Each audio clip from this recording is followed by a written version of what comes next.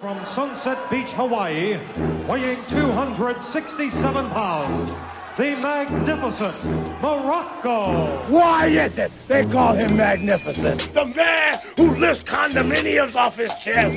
Anything that's explosive, anything that's exciting, Prince of Darkness, Master of Destruction, perpetrator of violence. Get ready! I'm gonna burn this place down! Hello everybody, it's Don Muraco's Magnificent Podcast. My name's James and the plugs are going to be super quick today, so it's dontherockmuraco.com for all your signed merchandise. And if you want to buy stuff from me, books behind me on Amazon. We were just talking, Don and I, about how cheap Lanny Poffo was on follow-up to last from last week's show. Where is that? I was talking about that? Someone somewhere was talking about Lanny Poffo. That was me, yeah. He wouldn't pay a nickel to see a Statue of Liberty piss in the Hudson. But, he never bothered anybody. They're good guys. I mean, if a guy's like that and wants to go through his, look at him now. He's, he's living in the Caribbean or Central America. Yeah. He's living in Ecuador. Ecuador, I think. Somewhere, yeah. Something like that.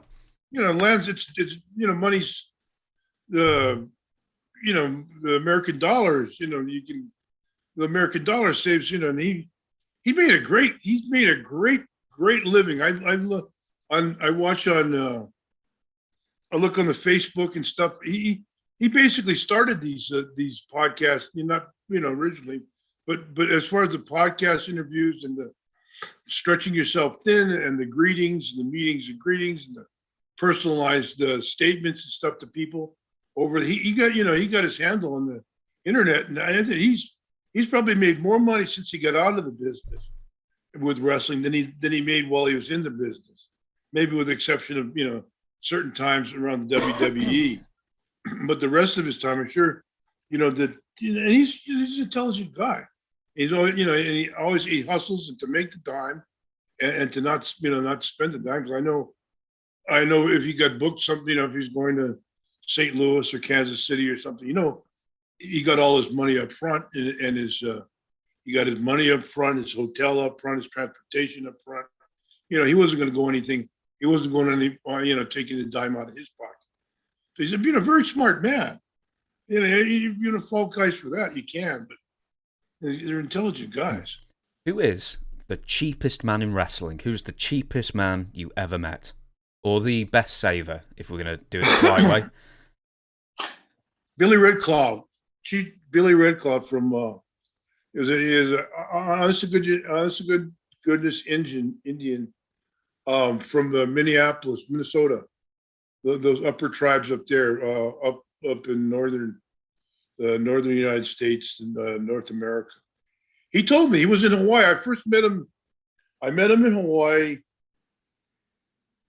I want to say I was wrestling. I was wrestling at the time. I just started wrestling.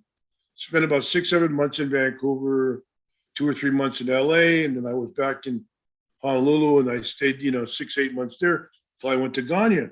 So Billy Red Cloud, I don't know why he was there, but they probably wanted to get him out of Minneapolis. A Vern McMahon, Vern Gagne thing, book my guy over here. And he told me, he says, I don't spend money. He says, I'm the cheapest guy you'll find. He says, he would go to the library and read. Occasionally he'd go to a movie show, or he would just sit we're in Fargo, me, Dennis Stamp, a couple other guys, young, he was with the ring crew, but I was, my semi main event status there, young up and coming status there in Minneapolis. And we went to a hotel in Fargo, North Dakota now. And these hotels, $20-$30 a room, and it'd be huge. Probably, you probably could split them with somebody. I don't remember that clearly, but you could probably split it with somebody, or have your own room for 20 something. And they were, in Fargo, because Fargo was an old old city, old town, like a cowboy town. So I don't think they had a Hilton or, a deluxe hotel at the time. So we were staying at pretty much, and he'd set us up at the deluxe hotel in Fargo. He says, well, I'm going to go. And he'd go to one of these flop houses where you'd spend, $2-3 or whatever, and you get a cot and a blanket, or, in Minneapolis, summertime, you don't need it. And then in Minneapolis, you stuff to keep you warm, or, North Dakota, but that's frozen, it's like being in the North Pole, and he would stay at those places, shower down if they had a shower at the end of I never went to any of them. So I don't, a few times in New Zealand, they had, New Zealand, they had a couple of those places we were in, but I was that old there. But he would go, $2-3 a night, those kind of, stay in one of those, get us, take care of us, take care of the boys. And he told me, he says, I'm the cheapest guy.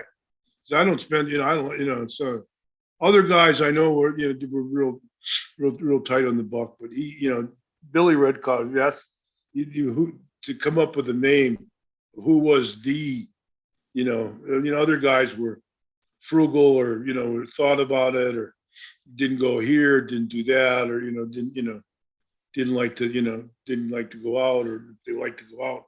But Billy Redcott, he wouldn't even put himself in the position to be where we would, be out with somebody, or get a ride, pay straight trans.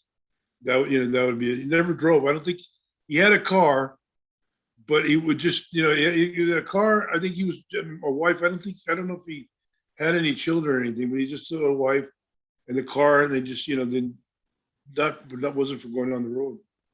He would always get you ride with somebody. Was there somebody in the WWF apart from Lanny who would stay with fans, or anybody from that era who was super cheap, who refused to stay in the same hotels as everybody else?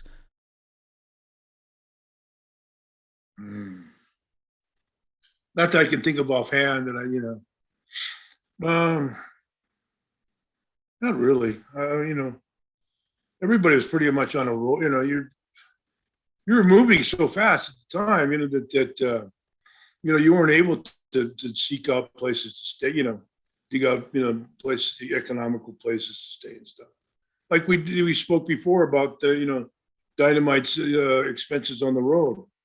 When he was traveling. Well, that was, you don't want to add that much more to your mind, to give you that much more hassle where you're going, where you're, trudging around, where you're trying to hustle a place to stay in a room, much less, because that was our, our respite, our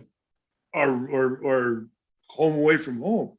We get to a hotel room and just, throw your bag down and be not in an airport, not in an arena, not in a gym, not shaking hands, not talking to people, not reacting, not reacting with people. So,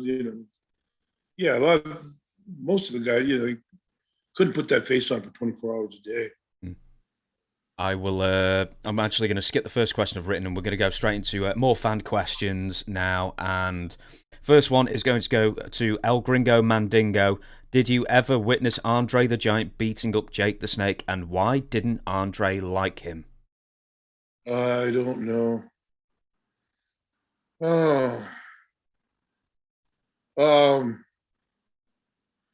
it's hard to say why Andre didn't like guys at the time.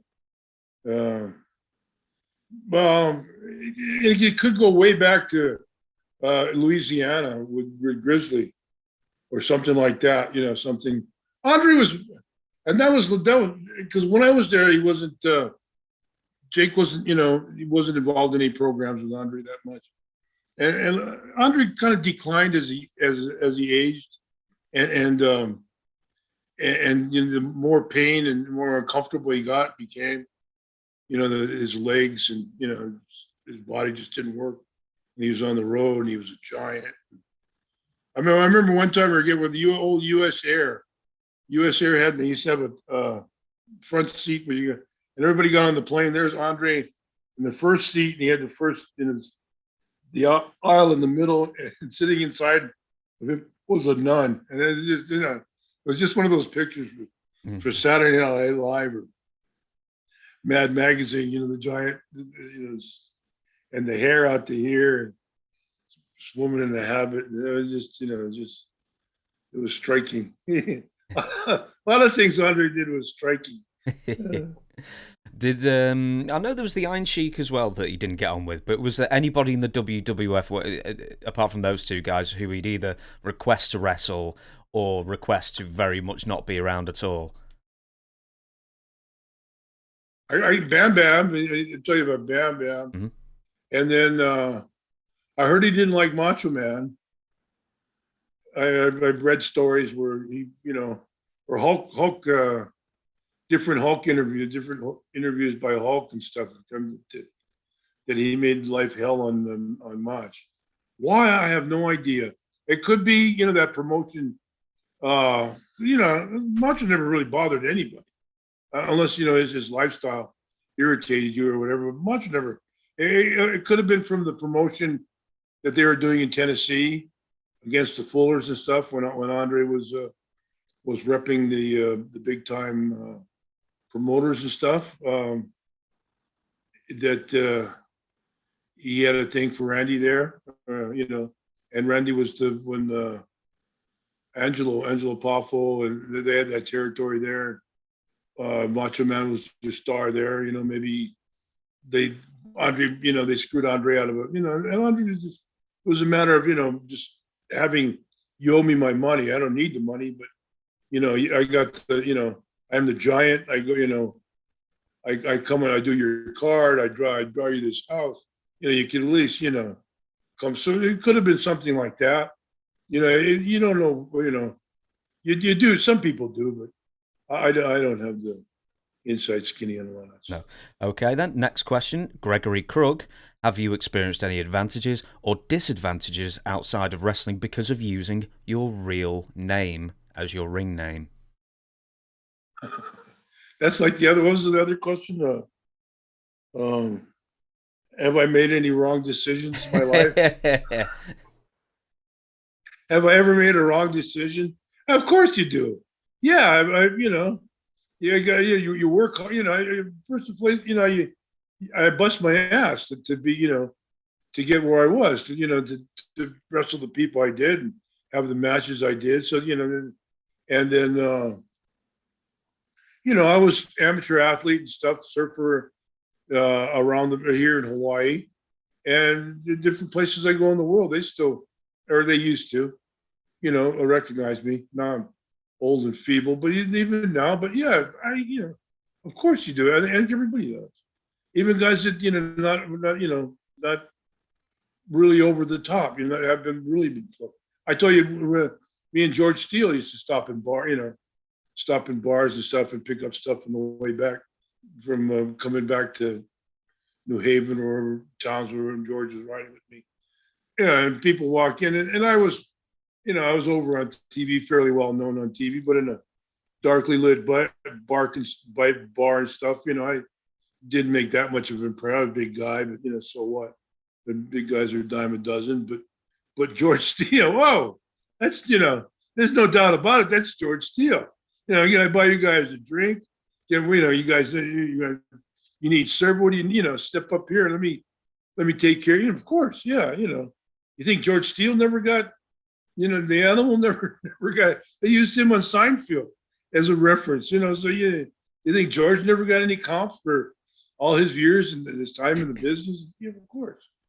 Yeah. What do you expect? Football, Joe Namath, or football players, or baseball players, cricket players, soccer players. Well, I'll ask you this then. What was the fake name you used for hotels? Fake name? Yeah, did you ever have a fake name when you checked into a hotel so fans couldn't find out what room you were in? No, it wasn't really like that. Well, you'd have the credit card. Most of the time, you got to put a credit card down anyway. Most of the, I don't know, a lot of them you didn't have to back in those days. But normally, you'd be throwing a credit card down. So I don't know. You just tell them I don't want to do, no calls. Then your wife, somebody, it wasn't, you're moving too fast. We're moving fast.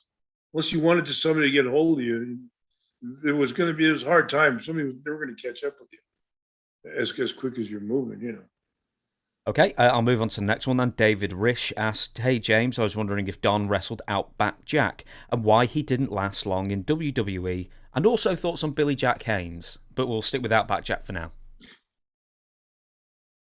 I think he ended up with visa problems is why he had to. Then he ended up marrying a girl that was in Vince's office. Or I don't actually Vince's, but worked for the WWFEHIJK, whatever. That he married a girl from there for citizens. Well, I don't know how true that he was just around. I don't know.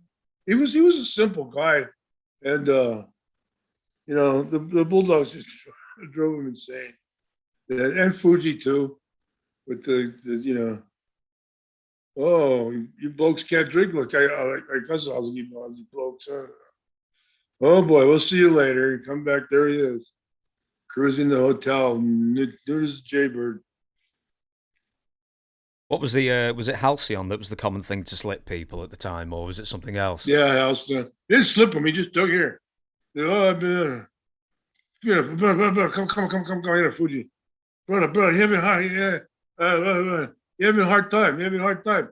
Moi, sleep in Hawaii. The Fuji, yeah. Get him some kind. Give him the medicine. Come on. Yeah, brother, this is for you. This is number one. This is gonna take care of you just right. No worry. And boom, then they start bring 2 beers each. Bing, boom. And Fuji, and Fuji have him racing, Fuji poured on the ground. If he wanted to, he could drink too. Fuji could drink, but if you were, you're there. I can out drink. You guys can't drink. That's me. You want to drink, brother? If Fuji would spend big money, Fuji would spend money to get people, make people ridiculous. He would just, all of it. Boom, boom, another one. Here, look, bring the big Crown Royal, fill it up. Show me how you did it. Show. Come on, show them how you did it. The guy's going, see, here. Look, this guy, come. Wait, do it one more time, fill them up again. Show him how you do it. Show him. And the guy's got 3 or 4 shots of Crown Royal in him, and they, it's 11 o'clock in the morning. Fuji's got this guy plowed already, and he's double talking him. He was, and he's tipping them, he's giving the waitress a good tip too. He just, he would spare no expense. Getting these guys out of their minds. Yeah, so I'm mad. We left. I guess telling the story, and they stick to it. Me and the Sheik were going to one of those chain Mexican restaurants, have margaritas and whatever, tacos and fajitas or whatever they had. And we went there, we left, and then we came, and then we said, and sat down, and I heard it. I heard him say it myself. Oh, you blokes can't drink like you can't drink like us. Can't drink like us Aussie blokes, can you?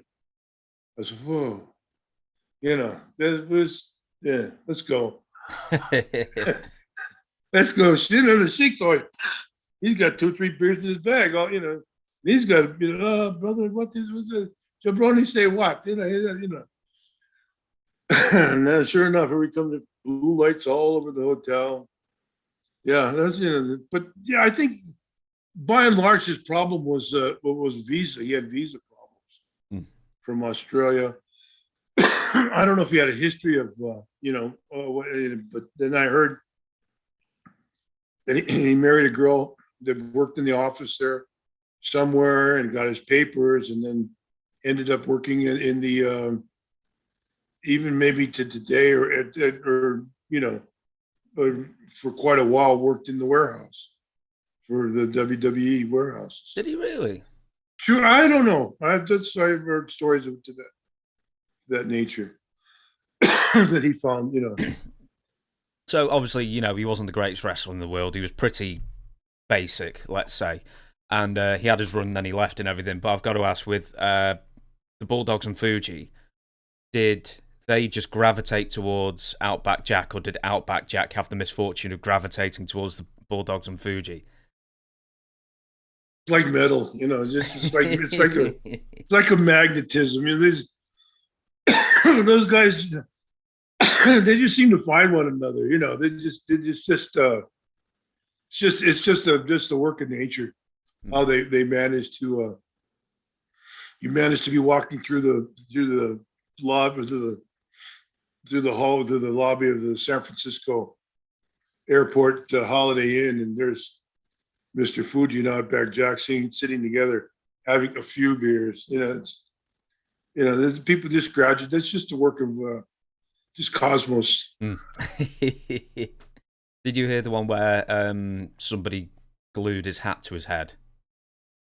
Oh yeah, the Bulldogs are always cutting his hat, gluing his hat, doing all kinds of I don't know how much they put through this guy, but they put him through it. They put him through it. Why I don't know. Why I don't know why anybody picked on him. He seemed like a pretty solid guy, and he was, he would fight you.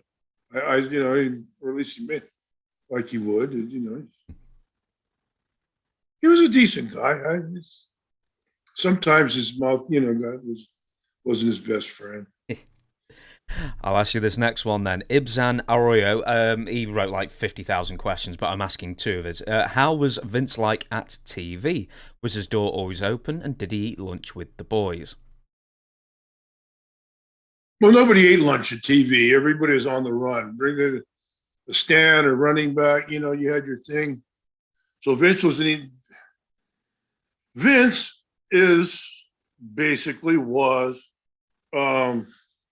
even then in the old days, he was brilliant. He had a earpiece and the TV truck outside recording the thing, and Howard Finkel inside with 11 legal papers, writing the cards down, and and then Howard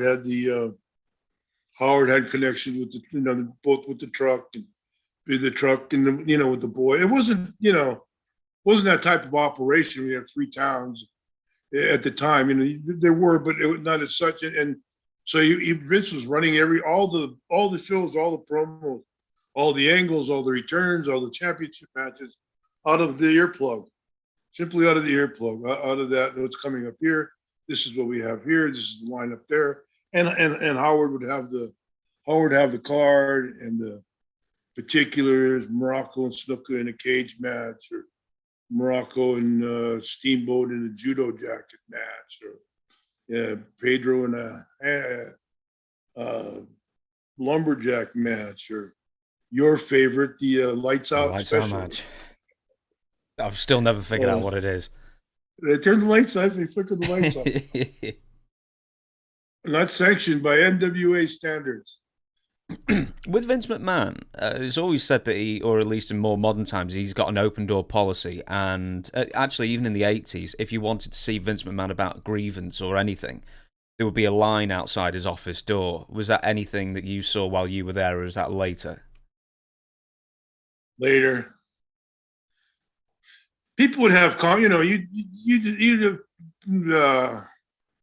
space out some time. You go and see him, or talk to him if you had a problem, or talk to him on the phone. It wasn't, it was a different business. You're dealing with houses and drawing on TV and getting yourself over. There wasn't the commercial aspects, the TNTs and the Fuji Vices, and all those things just weren't up until a certain time. And then afterwards, I guess it just became overwhelmed. Everybody just kind of became overwhelmed.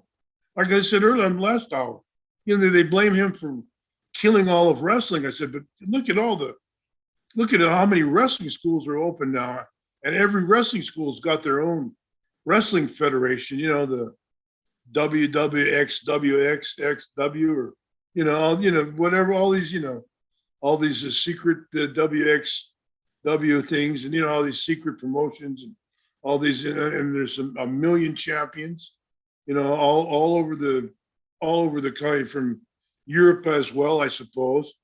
A good, Germany, Europe, France. I would imagine, as far as the WW, I remember Belomo, Salvador Belomo. I think that was in Pennsylvania, and I think when he went back to Italy or something, he was doing some sort of a wrestling school or something. So it's really blossomed. As you talking about killing, and as he killed the territories, yes, as far as depriving guys out of jobs, guys losing jobs, you can always talk. You can manage. And like I said, he wasn't as pressed. And then came Hulk and Scott Hall and Diesel and those guys, and then Flair, and they always came with agents, lawyers, commercial people, and that was aside from Dr. D and Snuka, slapping guys and getting busted and stuff. Nancy Valentino and busted with coke here, or something like that, or the Sheik and Duggan on the Garden State Parkway or something like that. After a while, just one guy is overwhelmed. It's like sometimes, no, the guy's Vince is an asshole, but you expect him to take care of him, his whole life. I spent 25 productive years and learned a lot working down in the docks, and got around a lot of people, and made a lot of avenues and roads here in Hawaii that I was able to follow us, which wrestling opened the doors to as well, because I wrestled here as well too. So it's and the WWF was strong here on TV, and as it was the rest of the world. So he makes inlays all over everything. He was, like I said, there was wrestling until 88, 90 when I went there before my European vacation. Then there was wrestling after that.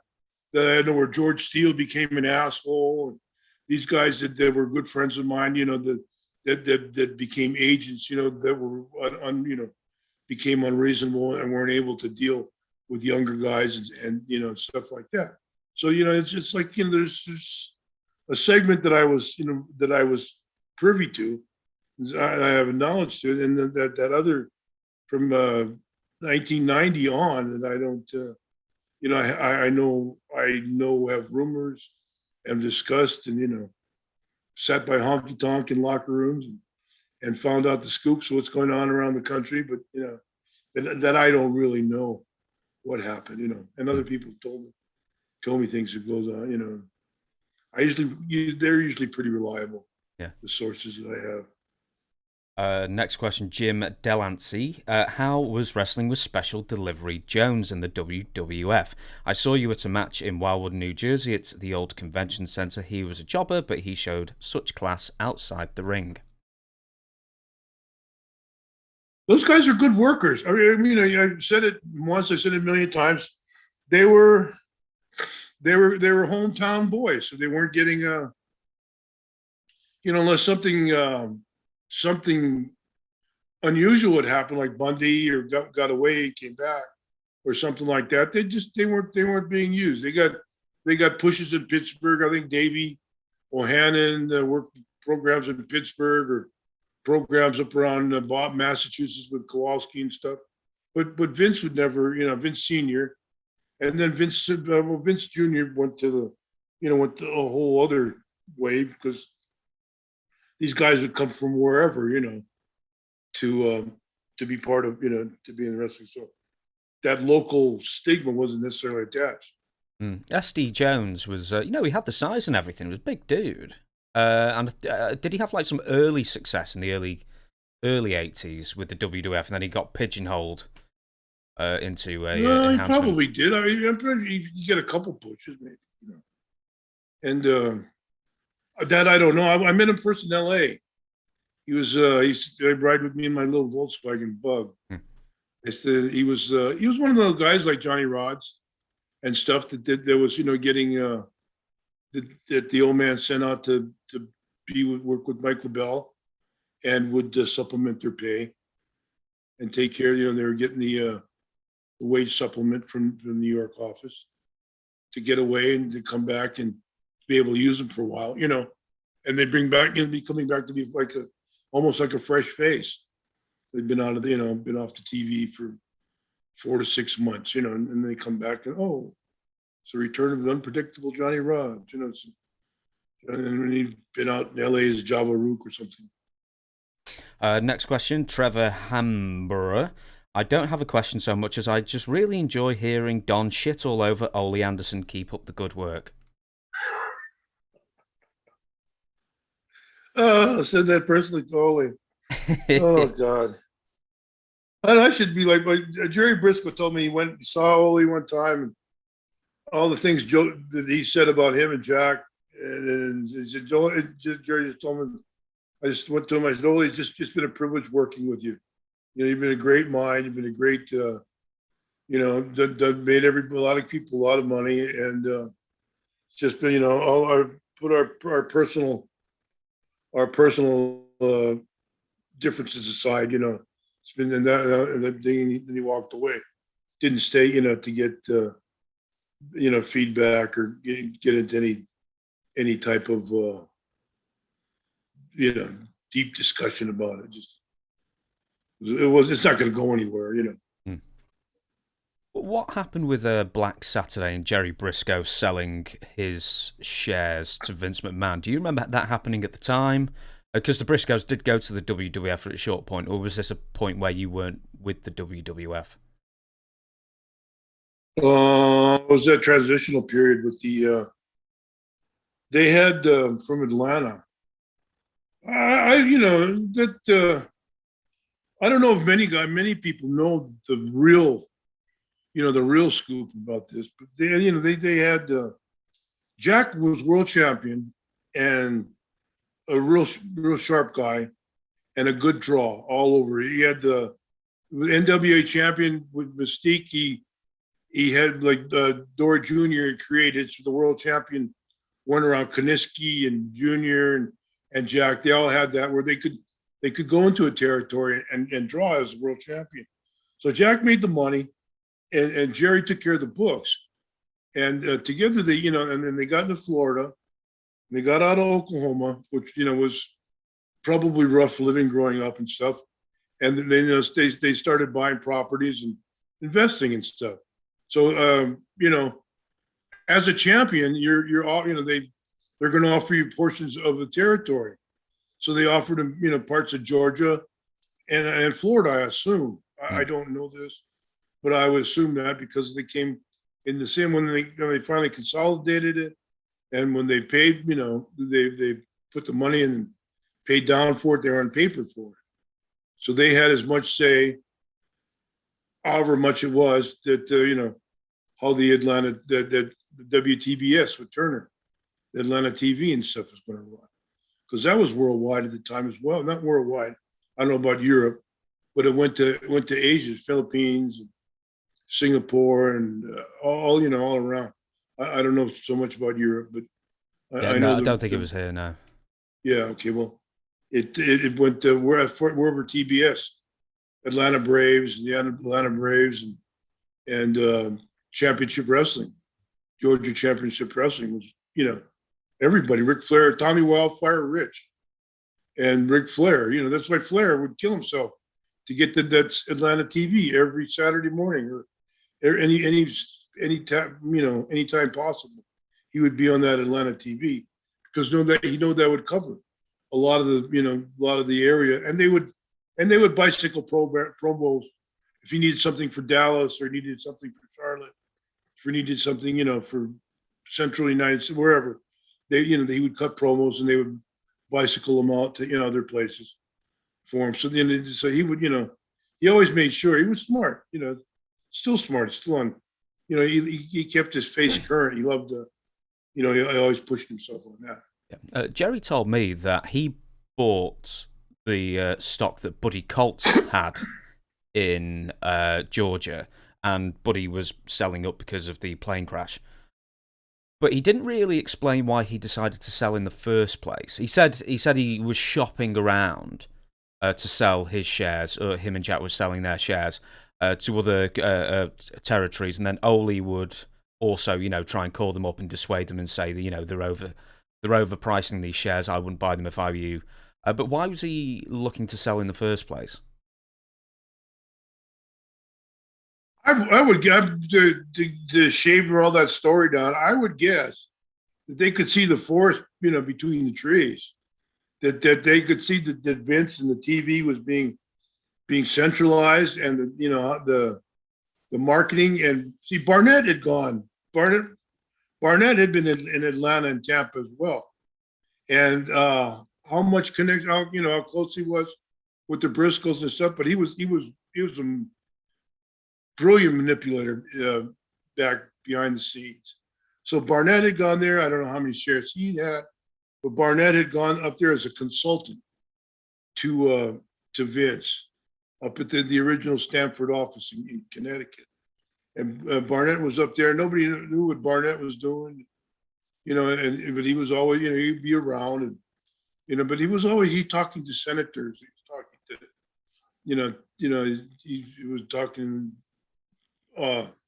investors and stuff like that. And he knew a lot of TV production people as well. Yeah, he was a TV guy. Yeah. He was a genius for his time for TV, and then Vince learned that and got with Dick Ebersol and some of those other guys, and moved on, was able to carry on, and he made the contacts. Vince, brilliant, ruthless character he was. He just, forged ahead.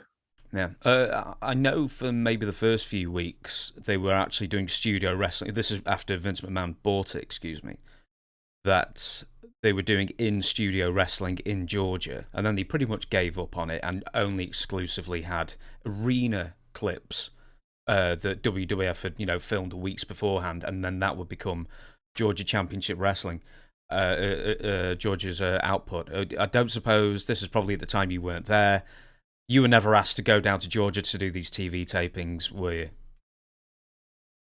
No. But that's all. You get all money. That's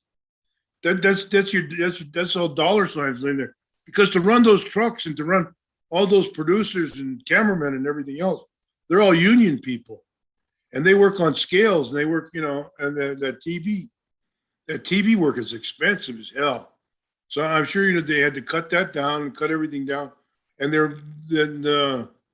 evidently Barnett, his connections, and Vince, and all the big green wave that was moving in from the Northeast, that they were taking over sponsors and doing that market, the behind the scenes, monopolizing, taking over the buildings and the sponsors and the advertisers and this and that and all the things that go into the business that you don't see, that's more than just Don Muraco, Jimmy Snuka in a cage. There you go. There's everybody else, all the hands across America, reaching for that to get, put all that stuff together. So, it's I'm sure, a lot of things he could say and a lot of ideas. I'm sure they could, I'm sure they could see they were visionaries as well. They're both college grads and quick with the times and up to date with everything. And they could see that Vince was the future. And kind of is. This is actually going to be a question from me, and it'll lead on to something else. Is one of the other shareholders that ended up selling to Vince, I think they sold to Vince, was number one Paul Jones. And we haven't really about Paul Jones at all. So did you work with him briefly at all? Briefly. I was around him a little bit. Around him a little. His reputation preceded him. Before my hitting the South, I was Minneapolis, West Coast, Australia, but he was big card, big card. Jack Briscoe, Buddy Cole, those guys down, Eddie Graham, Malenko's, all those guys down, and they worked. They just went Tennessee to Georgia, to Florida, to Carolina, and they would just rotate. and and make homes of 2-3 years wrestling 2, and throw Watts in there. So from Oklahoma all the way east, up the coast to North Carolina, then back down around Tennessee. Tennessee had 2 or 3 territories viable, not including the Poffos. They had the Lawlers. They had they had a Nashville. There was a big one. Goulas. Then they had a Knoxville. There was Nick Goulas as well. Was he Nashville? And Jarrett Goulas, and anyway, they had a small when Fuji was down there, and there's like 80 miles. They worked in and out of Knoxville, I think is where his third wife was from. They're working, and the cities there, the towns that they worked are all 60 to 100 miles, 50 to 100 miles back and forth every night. They were doing, $700 to $1,000 a week, with the no traveling, home every night, a resemblance of a home life and a good living. And that was all those areas around there, a lot of Tennessee went into Kentucky and Ohio and stuff. And the different parts of the Fullers were down Alabama and around there. The Fullers were in everything too, So when they're selling stocks and stuff, I'm sure I'm sure they had a bunch of because of Fullers, Buddy Fuller, and then Ronald and Robert later they took over that whole that belt, the Delta area, that Mississippi, Alabama, Mississippi area. Well, not Mississippi because that was pretty much Watts, but that Pensacola, Alabama. Middle Georgia, in the southern Georgia area. The Fullers and stuff were down there. So there were areas down there. They're always, as a world champion, and like Jerry said, he got his shares from Buddy Colt. Because Buddy was was a solid kind of guy that would be around the territory. And like I said before, you could keep him as your Florida champion. You could get into 2 or 3 angles with a baby face there and then drop the belt and go to another, then go drive for a couple of weeks and go to another championship and get another couple angles to somebody else. And he could lose all the time. But it wouldn't matter. He was that type of heel, that solid, good interview, ex-Marine, this and that, tough guy. And, it's like me, you know how to wrestle, you're talented and skilled and everything else. So why do you cheat all the time? And that was, that's pretty, or why are you so arrogant? Why are you so, why do you cheat? Why do you don't have to do that. That's kind of that mindset of that type of heel. I like, just bringing up Jerry again, I refer to the incident as it's widely known as Black Saturday. And he went, no boy, it was Green Saturday. And I was like, great. I'll move on then. And John C. asks, did Don ever work with Gary Hart? If so, can he tell us how he was to work with? He was a master too. He was great. I was a babyface. He had Pac Song and a couple other guys. I had just torn my shoulder from San Francisco. It's kind of getting in. I had that big scar there and everything else. I went into Florida with the angle that I was out to get revenge on Pac Song for tearing out my shoulder and stuff like that. And so I got a bunch of. So I got a good push with Pac Song at the beginning there in Florida, and he was a dream. He was a dream to work with, and he drew.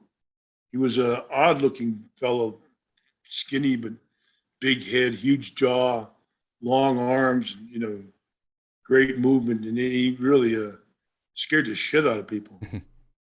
That if you watch him break bricks, he really scared the shit out of you. So he'd lay them on the cement and just chop them till they were powder.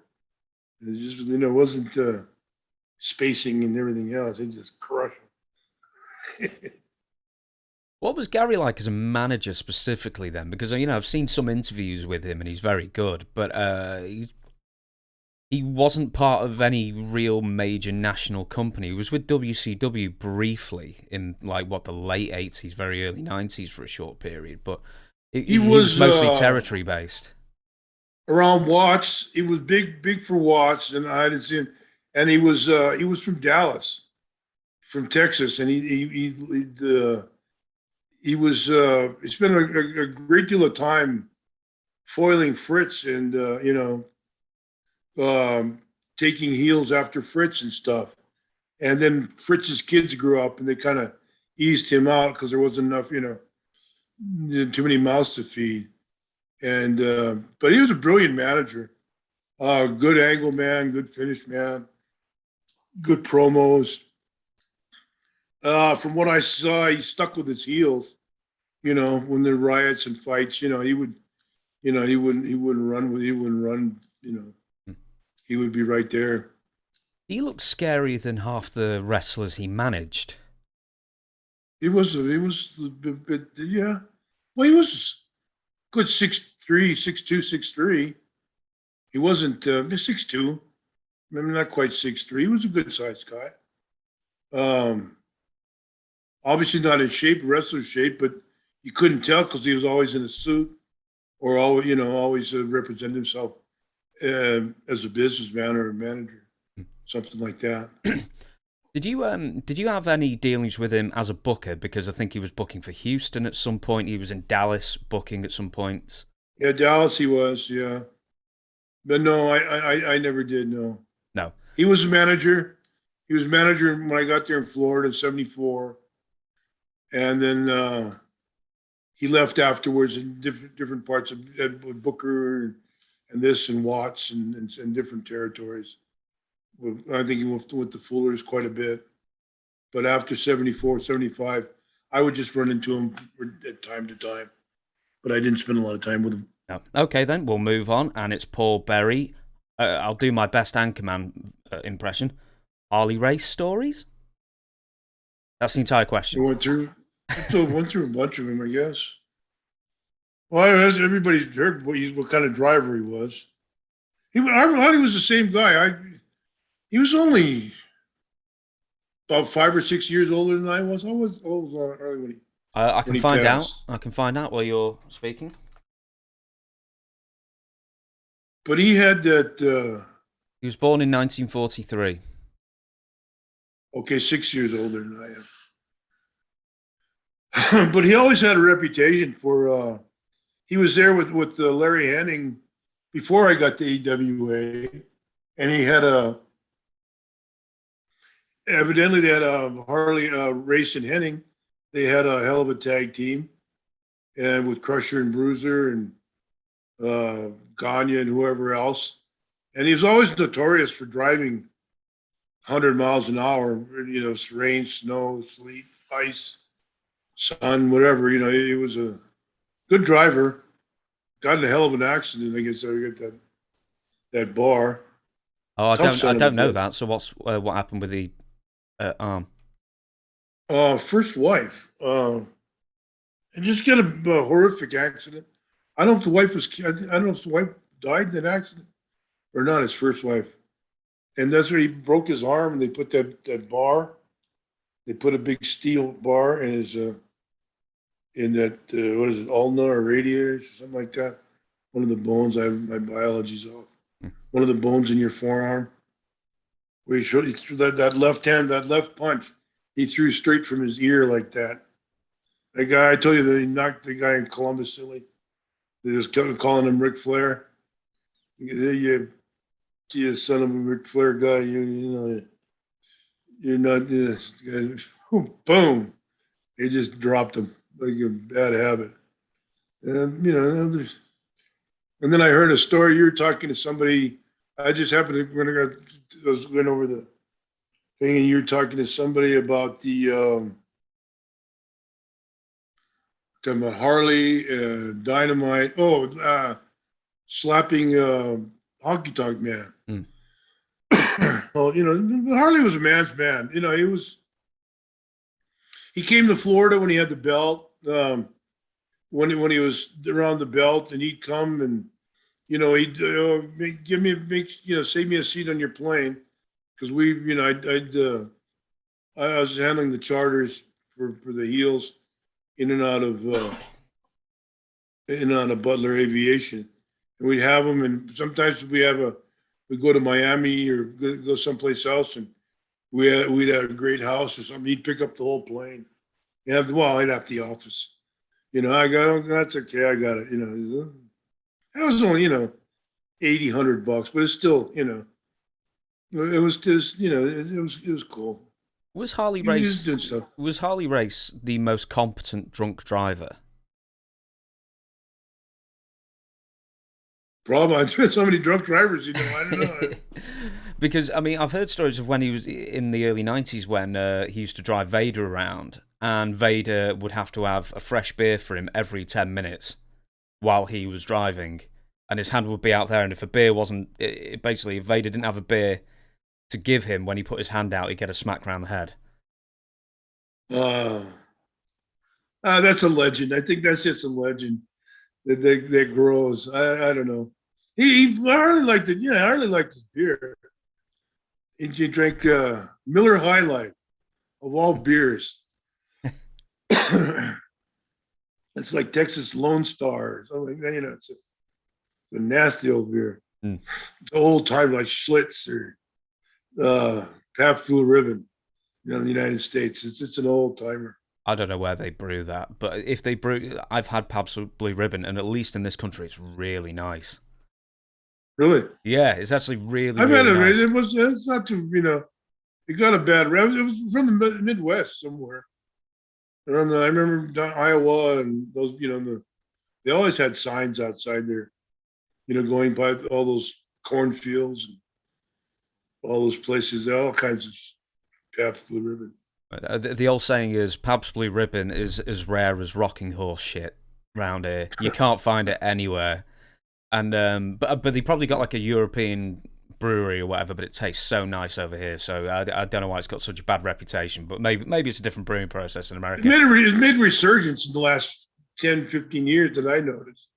It's come, and at least away from the Midwest. I haven't been to the Midwest, but here in Hawaii and stuff, it's kind of a high. Of course, they've taken everything off the shelves to do the microbreweries and stuff. Next time, I'm definitely going to send you some Stella. Roberto1 asks, what does Don Muraco think of Bad News Brown? Not that many people talk about him. Now, you only really shared maybe 6-7 months together in the WWF, and I don't know if you cross paths anywhere else, maybe in Japan. I don't even know if we spent that much time together. Never crossed paths in Japan. I worked with him here in Hawaii once. And I don't think he was around. I don't know. What years was he in the WWF? Well, he came in 1988. It was pretty early 1988. So he was at WrestleMania 4. Yeah. So he was at WrestleMania 4. So it was at least February, March, and you were gone in October of 88. So the majority of the year. Yeah, so I wasn't around him a lot. Never had a lot of interaction with him. He was always cool with me. Me with him. I knew with Tommy and those guys, and Bret Hart and those guys, Anvil, they were all friends with him. Yeah. Well, I know Bret at least wasn't a big fan of him because for whatever reason, I think it would short Bret on comebacks and basically took too much. He was hard to work with. I worked with him, and I was a baby face. I was predominantly heel, but at the time where I think it was over here in Hawaii, and I was I'm pretty sure I was a baby face. And it was just a fight back and forth. It wasn't a pleasing break or pleasing timing. Just kick punch, kick punch, kick punch, kick punch, kick punch, kick punch, and then it was hard. It was hard working with him. He wasn't. I guess maybe he thought his judo was superior, and you'd want to work holes with him. I don't know what it was. I didn't know the man well. I only worked with him once. When he came into the territory, I wasn't around him a lot, and I know the Dynamite and that Calgary group was was friendly with him. But and I talked to him, and he was nice enough guy. But like I said, I didn't. Did you hear the story where he chased the Cuban assassin out of a WWF arena somewhere? He was about to get a Cuban assassin was going to get a dark match, a tryout, and he didn't even get that far because Bad News Brown had sworn to kill him on sight. Oh yeah, I heard something like that. I don't know the particulars. Now that you mention it, I recall him. Something, but. No, you couldn't clear it up, Yeah, it's something to do with apparently their wives had a fallout or something, we don't know. But I'll move on then, we'll just ask a few more. Simon Roachford, hi James. Could you bring up Irish Pat Barrett on the Don Muraco podcast? He worked the same territories as Don. Hawaii, Florida, California, Georgia, Australia, New Zealand, etc. Pat died November 28th of this year. In Dublin, Ireland, Pat was the man who got Peter Maivia into the American scene through Roy Shire in California. Pat was a good 10, 12, 15 years older than I was. Had an aloofness about him. He was one of the boys, but he was always he was doing he had other interests. He was selling something or buying something, or like at that time he came to New Zealand. He brought a Trans Am or something, Camaro or one of those Burt Reynolds cars. Tommy Rich, I had one of those too one time. The Trans Ams, he brought one down there to Australia, to New Zealand to sell because it was incredibly like triple his money down there. So he had all the tag, went through all the paperwork, did all the stuff, and he was excellent worker, and had his rap. Similar to Lord Alfred Hayes, that arrogant, aloof British style. Oh, don't call him British. Never call the Irish British. European. Yeah. I'm going bad shit. Yeah, that he would portray that. He liked dogs. He was a dog. He liked what do you have? One of those similar to a giant air schnauzer, I think. Looked like a schnauzer. He bred a couple dogs. Did certain wrestlers always bring their dogs on the road with them?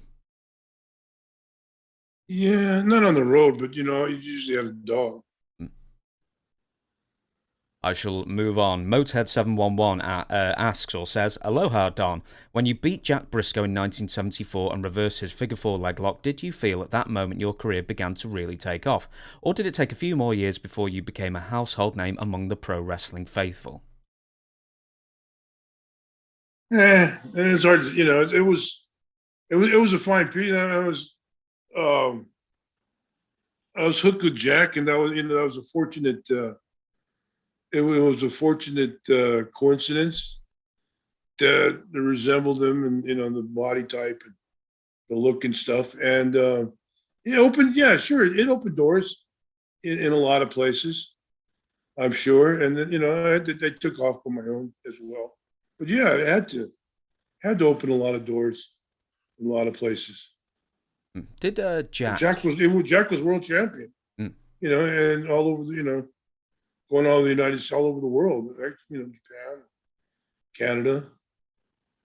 It was a staple around Florida, Texas, Carolinas, Watts, all those areas.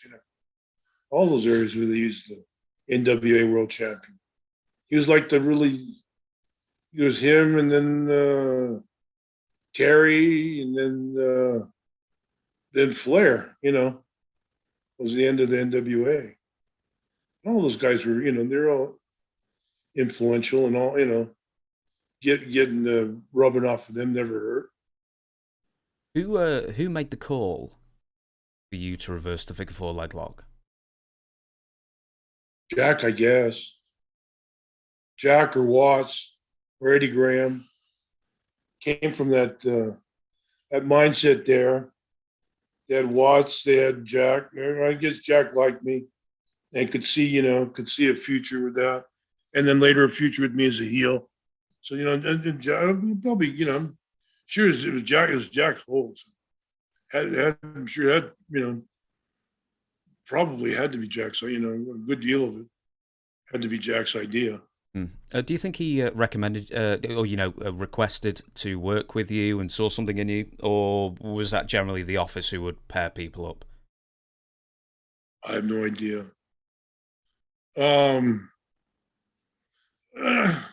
Probably, just timing, right place, right time. I guess, I came, I felt I couldn't take it in Minnesota, and then got hurt in San Francisco, and just moved on, and then landed on my feet in Tampa with Bill Watts, and Eddie Graham. Was Florida the first place you met Jack?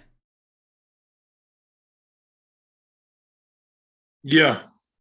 I'd heard his name. The other different guys that Al Lovelock and some other guys that traveled around the country refereeing and doing other things, had mentioned, that I looked like Briscoe and I worked like Jack Briscoe and stuff like that. And I didn't know, I didn't really know what they were talking about. I don't know if they did either. We'll ask one or two more then. Rick Jones asked, throughout the Steamboat feud, where did the ideas come from to make it a lasting run? Was it the office, Don or Ricky? Just curious about the source of such creative angles. Are they more of a collaboration between all sides, or does one side initiate an idea, and what involvement do the rest of the players have to enhancing the angle? Oh, we worked together and all that stuff.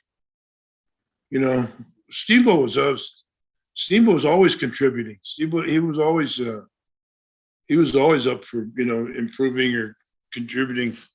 I can tell you, with the time when we hung him with his gi belt, his judo belt, that my biggest concern that I torn my rotator out. My biggest concern was getting him over the rope, and I had to, I had to strain with every fiber of my arm to lift him and get him over the rope. But that was his, to hang by the rope and stuff like that. But I wasn't thinking that, to that point where I could, actually, where I could hold him or catch him, or, if I couldn't catch him or hold him, I wouldn't try it, So, it was a collaboration back and forth. We worked together on a lot of things. How much, apart from like with The Office, let's say Pat Patterson was booking at this time, how much input would he have in kicking off a feud, or would he just put you two guys together and just say, you figure it out? Oh no, they have a general plan at first, because you got to map it down. You got to map it down in your book. I want these guys. I want to use these guys in Philadelphia. I want them to go around Philadelphia, then to follow up on the Salisbury and the other small, the big towns, and then the not so big towns, and then I want to use them ahead here 2 or 3 months. It's planned out ahead. Me and Snooker the Cage. That was planned out months, months ahead of time. That it would, it would blow off into something like that, eventually, because I'd have success with Bob going through 3 runs and every time, regenerating a crowd. So it was pretty obvious, and I had enough heat, and Jimmy obviously had enough heat, or we were going to carry it over, and that heat, so you could plan. We're not. This is December. Well, I'm planning for a match coming back in Pittsburgh. A cage match in Pittsburgh in February, and this match in Philadelphia in February, and this match in Los Angeles in March. It's not. It's not. It's not. Oh, come in. What do you think about this? What do you want to? You want to get? You guys want to get a? You guys want to get a blood feud going all of a sudden? And get some call. No, that was no. It's well. It's well planned. It's well conceived. Well, who was the idea for the judo jacket match then? Well, that was Howard or Vince or somebody. certainly not mine. What? And, that's okay. And so, he threw me all over the place in the jacket. And I cheated somehow. I took up, ended up choking with a belt or did something, I don't remember exactly what it was, but, I could find something rotten to do with just about anything. I'll ask you this one last one then, and then we'll call it a day. Levi's Pop Culture Cave says, does Don Muraco have any thoughts on Bruce Pritchard? I know he's a controversial figure in wrestling and would like to know Mr. Muraco's thoughts on him. I see him doing interviews. We wasn't there. I remember he came in as Brother Love. He was, and I liked it. I wanted, actually, that was the character I was going to become eventually.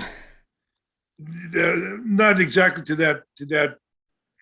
that point, but that was the direction that I was headed in. Some type in an evangelist, the irreverent type thing. So, but I didn't have any contact. I never really had a lot of contact. I remember him as Brother Love, and I loved that. As I remember, I was down the docks by that time. There was a guy, one of my leader men for that was Wolfgang. He called himself Brother Love, and but yeah, he was. I liked the character. The character was great. I forgot what they went with it. But, Right, you're gonna have to expand on this. So, at what point were you going to be an evangelist character then? So expand on that for before me. I got fired. Sometime after, as I morphed into something else, maybe with Billy. I don't. That was a plan. That was a contingent plan to reach, to go into something like that. Unfortunately, I went nuts and then went off the wall. So was this something you proposed? Was this? I mean, how would that have manifested? What would the character? It worked out in my interviews. I used to do interviews. I would do there's a old Ernest Angley, and Robin. I even saw Robin Williams doing him on Johnny Carson. Johnny Carson used to say, "Hey, you peace, baby, can you say baby, baby?" The guy, and he yelled it. The guy feels out, and I remember going to the line. He says, "Oh, done. My wife, my this, my that." And, "Oh, mister, can you heal me? My hemorrhoids are killing me." Oh, God. But that's, and then I see in the middle of the night now, I wake up and the TV's on. They sell water. You buy this water. I bought this water, and 3 days later, I had a high-paying job. Or 3 days later, I found the girl of my dreams. A month later, I got the movie part that I always wanted. If I took this water, I just bought this water. So that's. Were you thinking of doing it as like a bad guy character? It was if I hadn't gone nuts, and you don't go stir crazy, in the territory, or the road life kills you, and you'll kill yourself. Was this going to be a bad guy character? Yeah. Sure. Did you pitch? One time they had a podium sitting around the Allentown. It was at the Air Hamburg TV, and because I used to do the, "Hey, you haven't seen baby, and put your hand in." And Ernie used to be Ernie Roth. He did a put your hand on the radio, put your hand on the monitor, and can you feel it? Can you feel it now? And and Ernie was like that, and I rolled right with it. Put your hand on, but can't just say baby, and so they were ribbing me. I said, "Well, come on, let's see, come up with one of your things." I said, "Okay." So finally, I put the pulpit down. I went down there, and there's a Playboy or one of the girly magazine floating around, like the newspapers or something. Everybody's sitting around with nothing to do. So you're looking at magazines, Sports Illustrated or Playboy, whatever somebody has to, newspaper, whatever somebody has.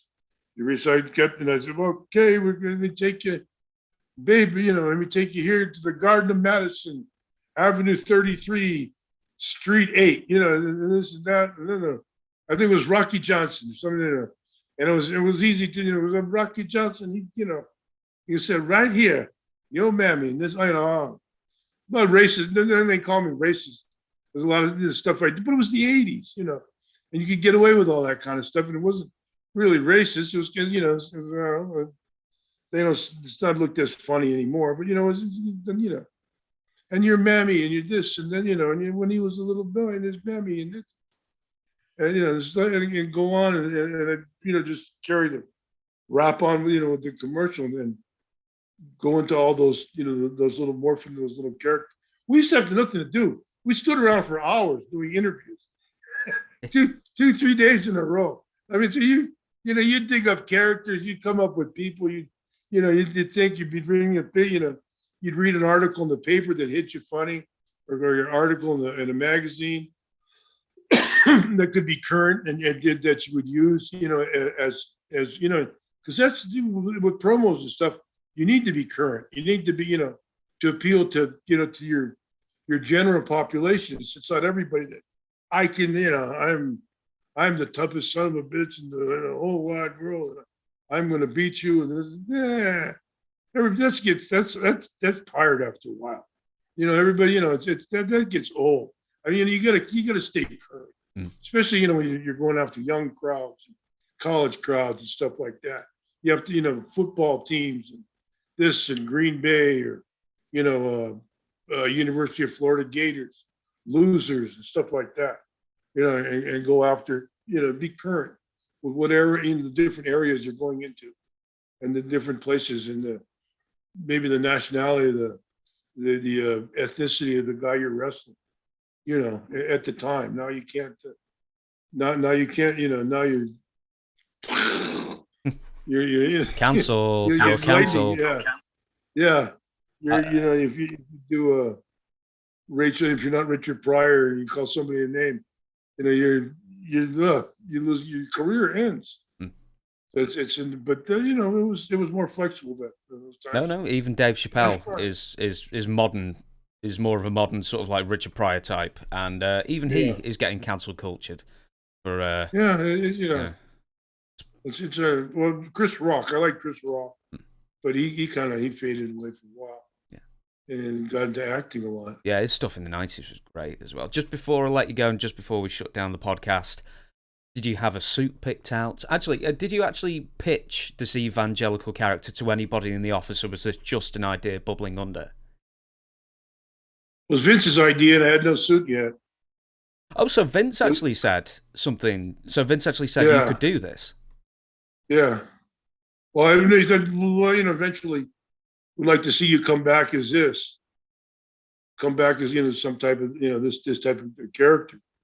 And I had gone through a transformation, And one thing, it was his, was one of his characters that he'd see, you stand with the guy all day long, doing interviews. So, he's able to pull out, Vince isn't stupid, never been accused of being stupid.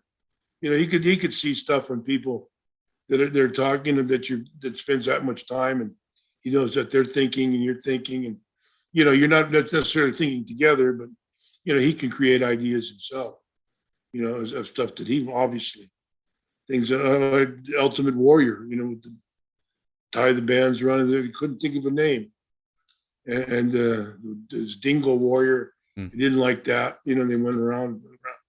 Finally, it was Ultimate Warrior. That's it. Remember, somebody gave Tommy a amphetamine fasting or something, and he just started Ultimate Warrior. I like it. Let's go with it. And then Brett goes, "See, Tom, that's why I won't give you anything. That's why right away." Brett was like the father, scolding him. You think you get that? You see that? What happened? Why this happens? I have to ask. I'm going to harp on this as well. I had to turn the light off as well because I left the window open. I was banking on the sun not coming out, and now, and you can't see this on your camera, but on mine, I'm basically one half entirely white head, I look like Two-Face Yeah, now. yeah. That's you can give him a shout over here. I've got to establish this then. So when you were doing all the interviews with Vince are we talking the early 80s? And he said at some point I'd like you to come back as an evangelical character. But by like 1988, was this ever brought up, or was this just a kernel of an idea years before, or was there actually going to be plans put in place for this? Yeah, it was just a seed planted years before. Right. And there's so much going on with Hulkamania and WrestleMania and Liz and everything else that it just got to the back burner because there was time for it. You know, there was always time. But there you go. There we go. Smiling bright face. And just in time for me to shut this podcast down. I'm sort of delighting out for the last 20 seconds. I didn't notice earlier until you mentioned it. But, I was just noticing. I was just going, like the dark side of the moon. Just the last couple of minutes. Last couple of minutes went up. No. The one day of the year that the sun comes out as well. I can't believe it. I'm going to shut down the podcast now. So thank you very much for watching, everybody. Don Muraco's magnificent podcast. You have been entertained by it and enthralled by it, as I have. I'm sure you are. I'll do the plugs again while Don pulls a face at me. Is dontherockmorocco.com for all signed merchandise, books behind The Rock, Owen Hart, Amazon.com. They're selling pretty darn well, I must say. So, you can be part of a new revolution of buying my books. I suppose that's the best I can sort of come up with encouraging you. But for now, thank you very much for joining us, and thank you once again, Don, for entertaining the nation and the world. Oh, my pleasure. I had a good time. I'm fighting off Alzheimer's. Yeah, never. You're doing better every. You've got all the memories, man. Now. It's these weekly podcasts. They're keeping calcium off the brain. Yeah. Right, so thank you, and thank you.